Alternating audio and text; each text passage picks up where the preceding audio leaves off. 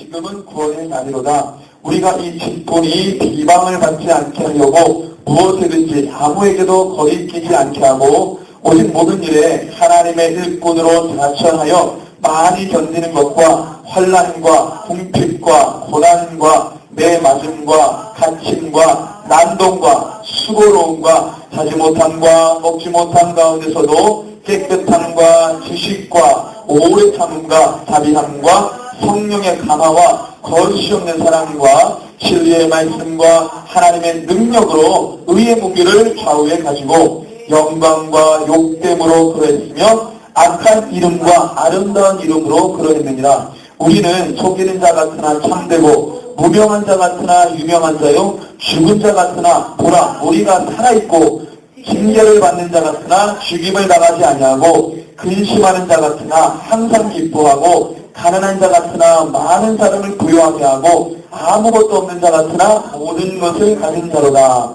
고린도인들이여 너희를 향하여 우리의 입이 열리고 우리의 마음이 넓어졌으니 너희가 우리 안에서 좁아진 것이 아니라 오직 너희 심정에서 좁아진 것입니다. 내가 자녀에게 말하듯 하노니 보답하는 것으로 너희도 마음을 넓히라. 너희는 믿지 않은 자와 멍에를 함께 매지 말라. 의와 불법이 어찌 함께하며 빛과 어둠이 어찌 사귀며 그리스도와 벨리알이 어찌 조화되며 믿는 자와 믿지 않는 자는 어찌 상관하며 하나님의 성전과 우상이 어찌 일치가 되요. 우리는 살아계신 하나님의 성전이라. 이와 같이 하나님께서 이르시되 내가 그들 가운데 거하며 도로 행하여 나는 그들 하나님이 되고 그들은 나의 백성이 되리라. 그러므로 너희는 그들 중에서 나와서 따로 있고 부정한 것을 만지지 말라. 내가 너희를 영접하여 너희에게 아버지가 되고 너희는 내게 자녀가 되리라. 전능하신 주의 말씀입니다 하셨느니라. 아멘.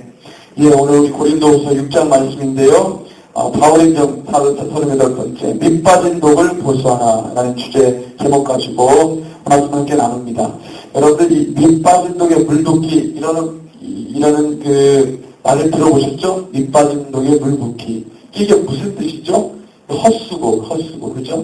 밑빠진 독에 아무리 물을 부어야 채워지지 않습니다. 채워지지 않아요. 예전에 제가 영화, 신라의 달밤이라는 영화가 있습니다. 어르신 아시는지 모르겠는데, 이현 선생님이죠? 맞나요? 신라의 달밤 부르신 분. 누구죠? 이현. 그렇게 떨면서 부르시는 분. 네. 아니, 선이.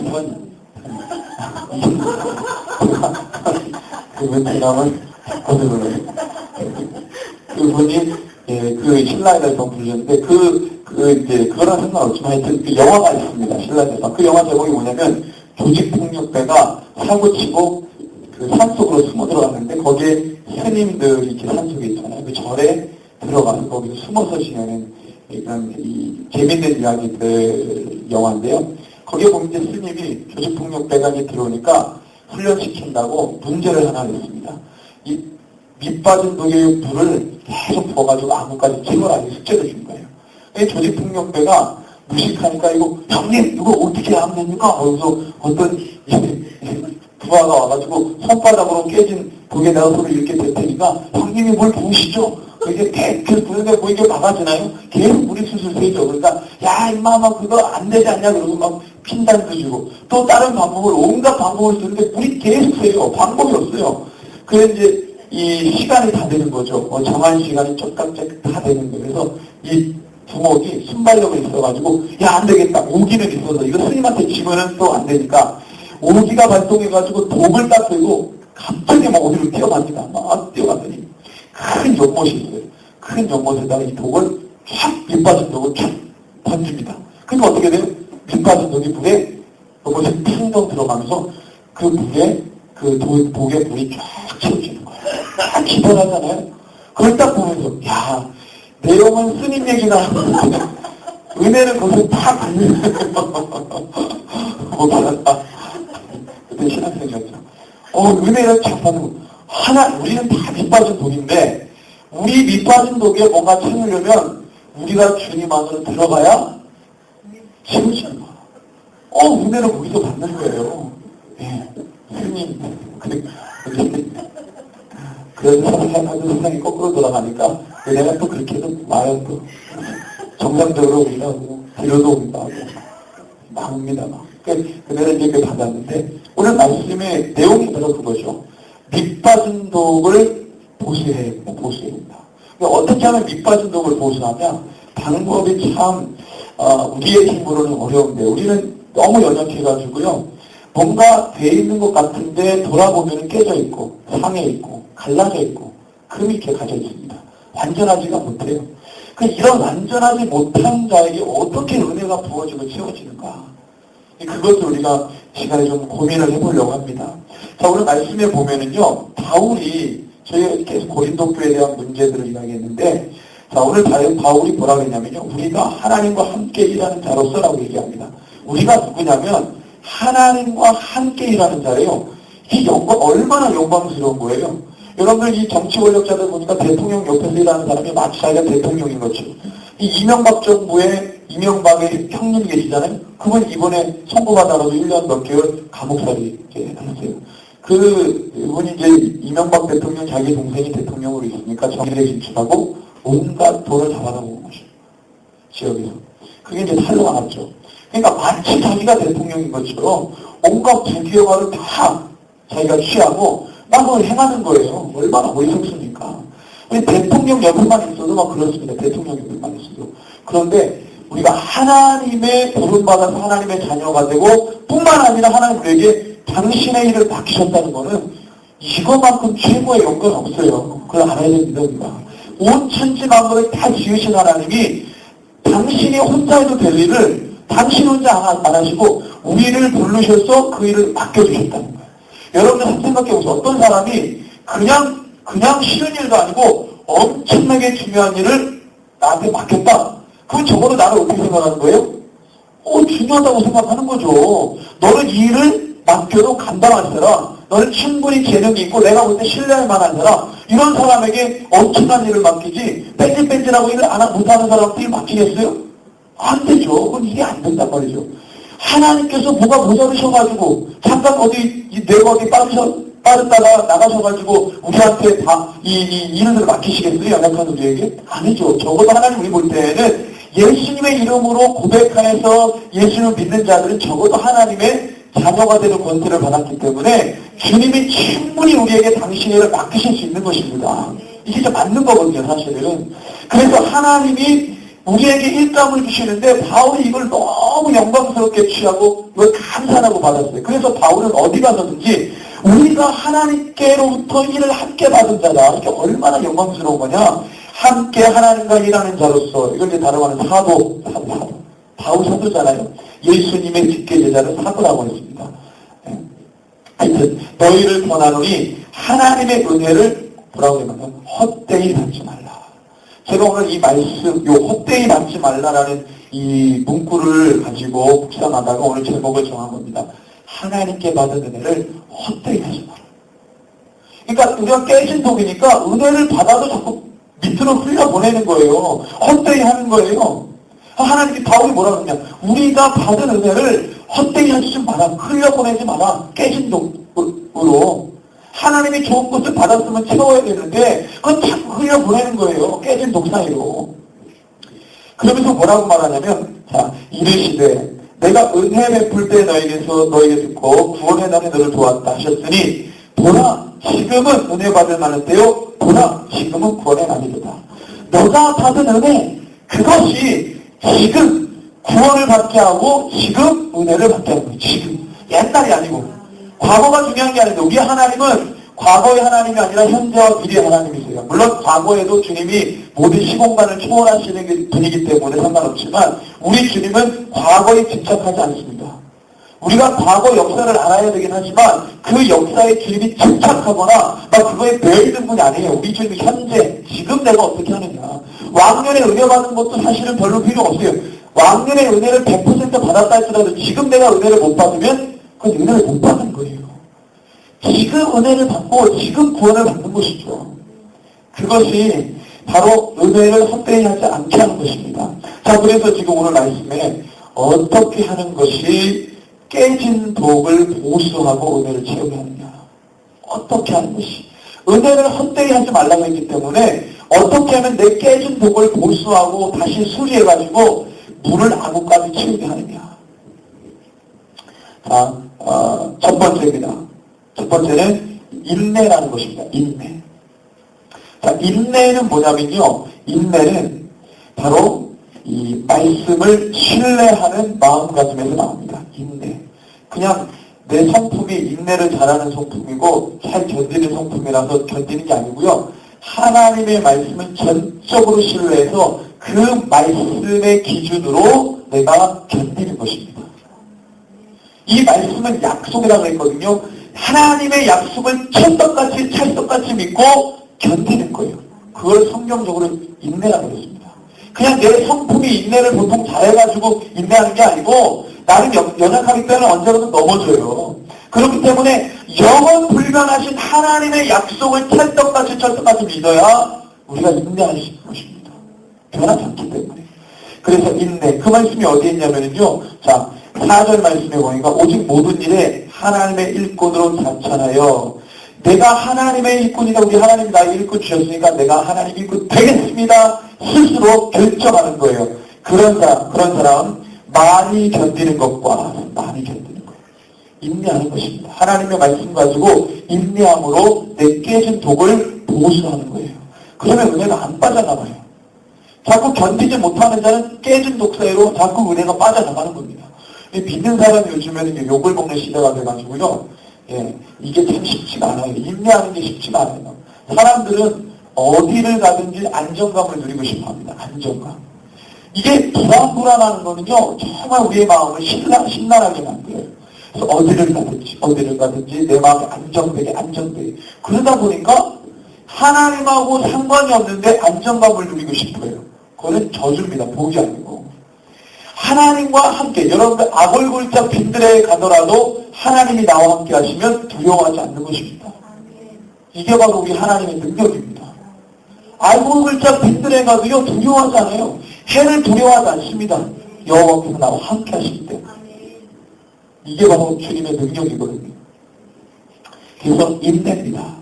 그래서 단순히 참는 것이 아니고요. 말씀의 내용들을 순종하며 인내하는 것이죠. 그래서 이 인내는요. 죄를 멀리하면서 선을 행하는 것으로 지켜져야 합니다. 4절에서 10절을 쭉 제가 한번 읽어보겠습니다. 오직 모든 일에 하나님의 일꾼으로 나타나여 많이 견디는 것과 환난과 궁핍과 고난과 매맞음과 갇힘과 난동과 수고로움과 다지 못함과 먹지 못함 가운데서도 깨끗함과 지식과 오래 참음과 자비함과 성령의 감화와 거짓이 없는 사랑과 진리의 말씀과 하나님의 능력을 위해 보기를 좌우해가지고 영광과 욕됨으로 그랬으며 악한 이름과 아름다운 이름으로 그랬느니라. 우리는 속이는 자 같으나 참되고 무명한 자 같으나 유명한 자고 죽은 자 같으나 보라 우리가 살아있고 징계를 받는 자 같으나 죽임을 당하지 아니하고 근심하는 자 같으나 항상 기뻐하고 가난한 자 같으나 많은 사람을 부유하게 하고 아무것도 없는 자 같으나 모든 것을 가진 자로다라고 이야기합니다. 이건 주님의 말씀을 순종하면서 이렇게 살아갈 기준을 세우니까 절대로 그 사람은 도중에 낙심하거나 낭망하지 않습니다. 넘어졌다가도 일어서서 그 기준 붙잡고 주님 앞에 낑낑대고 올라오는 거예요. 그러면 인내하면서 주님 앞에 온전히 쓰임받을 수 있는 것입니다. 자, 그래서 두 번째, 우리가 또 어떻게 우리의 깨진 독을 보수하고 은혜를 채울 수 있느냐면요. 두 번째는 우리의 마음을 좁게 하지 말고 넓게 하는 것입니다. 바울이 이야기합니다.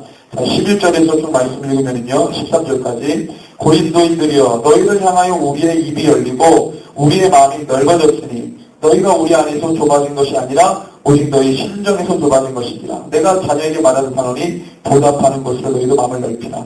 이 얘기는 뭐냐면 이 바울과 고린도 교회 간에 불편함이 있었잖아요. 뭐가 좀 불편함. 그 불편함, 이제는 바울은 뭐예요? 뭘 다 품었다 이거죠. 다 품었는데 그거를 아직도 꽁 하고 못하는 사람이 고린도 교회 사람들. 그래서 지금 바울이 뭐라고 권면하냐면 이제는 너희도 마음을 넓혀라. 마음을 좁히고 넓히는 것이 왜 이렇게 중요하냐면요. 인간의 모든 행동은 어디서부터 출발하냐면 마음에서부터 출발합니다. 내가 어떻게 생각하느냐에 따라서 행동이 나오는 거예요.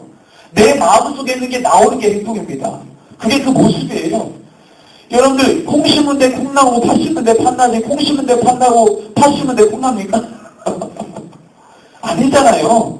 내가 그걸 심으면 그게 자라는 거지 내가 뭐 다른 거 심었는데 내가 원하는 바가 자라는 게 아닙니다. 이게 주님의 원칙이잖아요. 내가 심은 것을 반드시 거두게 돼 있어요. 그게 심으면 그게 자라는 겁니다. 그래서 우리가 마음 가운데 좁게 하지 말고 넓게 하라는 말은 내가 어떤 종교적인 수양으로 넓혀지는 게 아니라 내 마음속에 성령이 오셔야 넓어집니다. 그분은 광대하신 분이기 때문에 모든 우주 만물을 통치하고 관찰하시고 운행하시는 분이기 때문에 어느 공간도 우리 주님을 가둬놓을 수가 없어요. 다윗이 주님 앞에 성전 지으려고 했더니 하나님이 뭐라고 했냐면 야 내가 무슨 건물 안에 거하는 신이냐. 내가 건물이 필요한 신이 아니다. 나에게 집이 필요 없다. 우리 주님이 무슨 집이 필요해요? 우리 주님이 무슨 건물이 필요해요? 다른 잡다한 종교들이나 자꾸 뭐 짓고 뭐 하고 그러죠. 뭐 건물이 필요하고 산당이 필요하고 신전이 필요하고 뭐가 이 재단이 필요하지. 우리 하나님 그런 게 필요 없어요. 그럼에도 불구하고 다윗이 성전을 지으려고 애썼으니 주님이 그것을 그냥 다 받아주셨어요. 그래 아들아. 그렇지만 너가 못하고 네 아들 될 것을 하게 하겠다고 하신 거죠. 그냥 허락하신 거예요. 막 좋아가지고 기뻐해서 막 그런 게 아니라 그냥 그 마음을 받아주신 거예요. 하나님이. 우리 주님은 어디 건물 안에 공간 안에 머물러 계시는 분이 아닙니다. 그 어떤 공간도 우리 주님을 가둬놓을 수가 없어요. 우리 주님은 만군의 여호와고 온 우주 만물을 광활하게 통치하시는 광대하신 분입니다. 그래서 그분이 우리 마음에 들어오면 우리 마음을 도와줄 수가 없는 거예요. 그거 막 확장됩니다. 그러니까 열방을 보는 거죠. 우물 안에 개구리가 되지 않는 것입니다. 우물 안에 개구리가 되지 않는 거예요. 내가 오늘 여기서 살아도 동해에서 살아도 우리의 시야는 전 세계인 거예요. 전 세계. 내가 여기서 살아도. 어떤 제가 좋아하는 우리 선교사님이 제가 이제 처음 교육교도소 나갈 때 그분이 이제 같이 살겠던 분인데 이분이 이제 좀 안식하는 기간이 있어가지고 유럽으로 배낭여행을 이제 갔어요. 그분이 이제 시즌을 모아가지고 이분이 가신 곳이 독일 어느 지역에 수도원과 같이 공동체를 형성해서 사는 지방을 간 거예요. 근데 완전히 산골짜기인데 우리나라 같으면 태백 어디 이렇게 있는 뭐 그런 데입니다. 그런 여기 조그만 공동체인데 마을이라서 거기 사람들이 다 자급자족해요. 외부 사람하고 다 차단되어 있는데 이 사람은 이 전도사님에 가가지고 깜짝 놀란 게 이 사람들이 그 산속에 들어앉아가지고 외부하고 전혀 이 교통이 안 돼가지고 외부 소식 이 세상 돌아가는 거 모를 줄 알았는데 너무 잘 알고 있다는 거예요. 너무. 그 마을에 교회가 하나 있는데 그 교회 중심으로 살아요. 그 공동체가. 그런데 이 사람들이 세계 돌아가는 그 산골짜기에 사는 그들이요. 신앙 공동체가 세계 돌아가는 걸 빠삭하게 알면서 그거 가지고 기도를 하는 거예요. 와, 그 이성교사님이 충격을 받고 도전을 받은 거예요. 이 사람들 무슨 세상으로 단절돼가지고 중이 산속에 들어가서 돈 닦는 것처럼 지들끼리 모여가지고 뭐 이렇게 하는 줄 알았더니 그게 아니라 그곳에서 세상은 죄가 많으니까요. 자기네들끼리 모여가지고 거룩함을 유지하면서 거기서 세상을 향해 중보하고 기도하고 있었던 거예요. 그러니까 온갖 소식을 다 아는 거예요. 오히려 이 성대사님이 잘 몰라. 세상 돌아가는 이치를 그들은 다 깨닫고 있는데 성대사님 도전받고 와서 우리한테 얘기를 해주더라고요. 와, 우리나라도 그런 데가 있습니다. 있기는. 있어요. 태백에 보면 예수원이라고 있어요. 거기에 보면 거기 계신 수련하시는 분들이 기도를 많이 하세요. 깊이 하세요. 그런 데가 있습니다. 이런 분들이요. 정말로 내가 땅은 이 좁은 공간에서 살지만 이 마음이 주님과 늘 교통하니까 광대하신 분하고 교통하니까 시야 자체가 엄청나게 넓은 거예요. 앞에만 보고 살지 않습니다. 성도의 시야는 그게 좋지 않아요. 마음을 이야기합니다. 너의 마음을 넓혀라.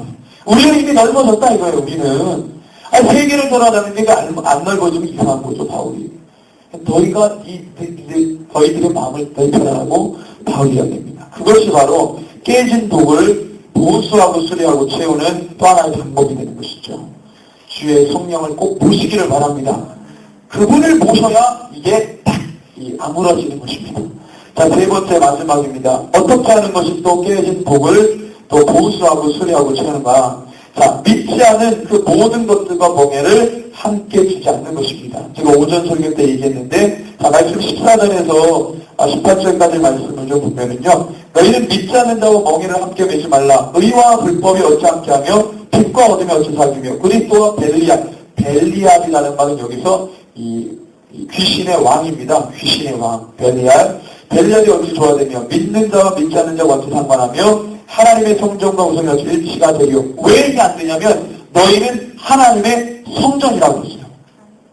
너희가 하나님의 성전이 너희 신령과 마음 가운데 주의 영이 함께 있어서 너의 이 몸을 주의 성전 삼아 주의 영이 함께 하는데 너희가 일상생활에서 우상 숭배하고 세상과 야합하고 타협하고 뭐가 이렇게 관계 맺고 하는 것이 가능하냐 이거예요. 제가 말씀드렸지만 이 멍에라는 것은 모든 것을 함께 매는 것이 멍에가 뭐죠?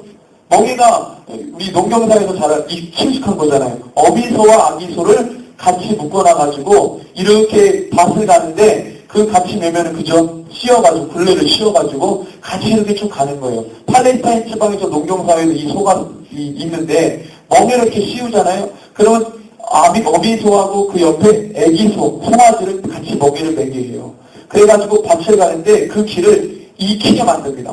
이 어린 송아지에게. 그래서 얘가 자라면서 그 밭길을 기억하도록 하는 것이죠. 본능적으로. 그래서 가르치는 거예요. 그래서 주님이 내 멍에를 배워라 그렇게 말한 거예요. 그게 뭐냐면은 그것을 가지고 이야기하신 겁니다.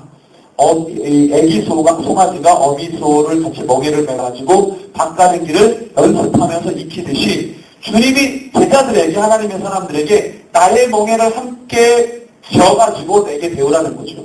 그러니까 이 멍에라는 것은 모든 것을 함께하는 의미가 있는 거예요. 너가 세상 사람과 멍에를 함께 진다는 것은 이미 모든 것을 함께 했다는 것입니다.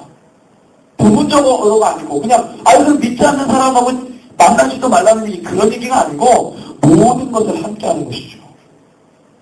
그것을 이제 개인적으로 우리가 다 이제 아는 것이죠. 어느 부분은 하고 어느 부분은 하지 않고 이걸 다 해야 되는데 지금은 현대 그리스도인들이 모든 걸 다 믿지 않는 사람들과 통용합니다. 그게 문제라는 거예요. 그걸 하지 말라는 것입니다. 예를 들면 종교통합 하는데 기독교하고 천주교가 일치가 됩니까? 이 개신교하고 천주교는 예수를 교리적으로 부정하고 실제적으로도 그렇고 마리아를 숭배하고 그 다음에 불교와 이슬람교와 다른 기타 잡종교하고 예수 믿는 우리 이 신앙하고 일치가 되겠어요? 절대로 그건 양보가 안 되죠.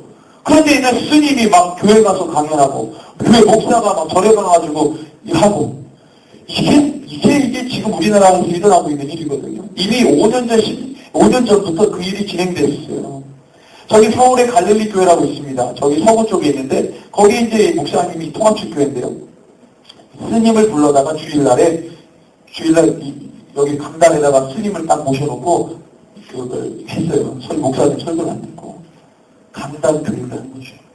함께 할 수 있습니까? 이미 중요한 것을 다 교육을 했어요. 예를 들면 구약적으로 보면요, 대제사장이 성소 앞에서 제사인들 가지고 이 예물을 가지고 쪼개가지고 다 대제사장이 하잖아요. 그거를 누구에게 맡긴 거냐면 바알 제사장에게 맡기면 똑같은 겁니다. 하나님 그 예배 받으시겠어요? 여러분들 구약의 제사는요 예수님을 말씀하시는 거예요. 예수님이 우리 대신 죽고 살아나고 회복시키고 이거를 구약 제사가 보여준 겁니다. 그 자리에 바알 제사장이 와서 그거 했다는 것은 뭐예요? 예수님의 이름이 온데간데 없고 다른 신으로 뭐 하겠다는 거예요. 스님이 와가지고 교회에서 이거 한다는 것은 스님이 예수를 인정합니까? 아니잖아요. 신부가 예수를 인정해요. 마리아가 더 높은데. 근데 그 사람들을 여기다 앉혀놓고 하나님의 말씀을 듣는다는 것은요, 주님을 부정하겠다는 것입니다. 그리스도와 벨리알이 어찌 이게 조화가 안 되는 것이죠. 멍에를 맸다는 것은 이미 모든 걸 함께 했다는 거예요. 우리는 그것을 용납할 수 없는 것입니다. 바울도 마찬가지였어요. 고린도 교회 사람들이 많은 거, 오만 잡다한 사람들이 이것 조금 저것 조금, 이것 조금 저것 조금, 교회 신앙생활 교회 세상에 나가서 나쁜 짓도 해, 이렇게 다 그냥 엉키고 성켜가지고요. 죄를 안 지은 사람이 없어요. 목사가 나와가지고 설교를 하는데 설교를 막 하는데 다 걸리는 거예요. 안 걸리는 사람이 없어. 조금씩 다 걸리니까 목사가 미안해가지고 이제는 그 설교도 못하는 거예요. 예를 들면 회개하십시오 설교를 못하는 거예요. 예를 들면 걸리니까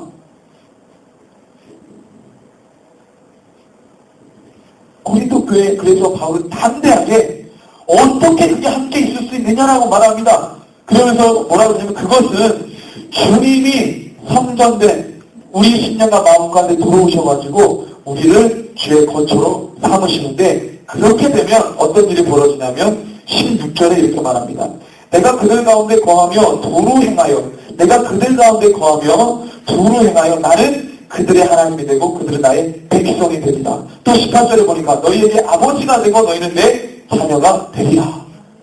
이게 이 말은 뭐냐면 너와 나는 지금 엄청난 관계를 맺는 그냥 관계가 아니라 엄청난 관계를 맺는 우리라는 것이죠. 우리. 주님과 우리는 우리. 그렇죠? 우리 아버지가 되고 우리는 자녀가 되고 하나님이 되고 백성이 되고 관계를 맺는 밀접한 관계를 맺는 이게 되면 우리 안에 죄로 인해 깨트려진 모든 이 상함은요 다 메워줄 수 있다는 것입니다. 그래서 주님께서 이렇게 말씀하셨어요. 부정한 것에는 가지도 말라 그랬어요. 17절에 보니까 그러므로 너희는 그들 중에서 나와서 따로 있고 부정한 것을 만지지 말라 그랬습니다. 구약 율법에 보면은 부정한 것은요 절대로 만지지 말라 그래요. 절대로. 부정한 것에 가지도 말라 그래요. 가지도 말고 만지지도 말라. 왜? 부정한 것을 만지면 이게 보이는 게 더러워지는 것 뿐이잖아요. 영적으로 더러워지겠어요? 그건 뭐냐면 그 극도로 더럽고 취약한 것을 경계하는 거예요. 극도. 이 구약 율법 안에서 이 거룩에 대한 메시지는 굉장히 강합니다. 그래서 악한 것, 이 구약 율법에서 이 거룩에 관련된 규정이 굉장히 엄격한데 이 악한 것 죄에 관해서도요 그 모양이라도 보리라고 합니다. 데살로니가전서 5장 21절 말씀을 제가 한번 읽겠습니다. 데살로니가전서 5장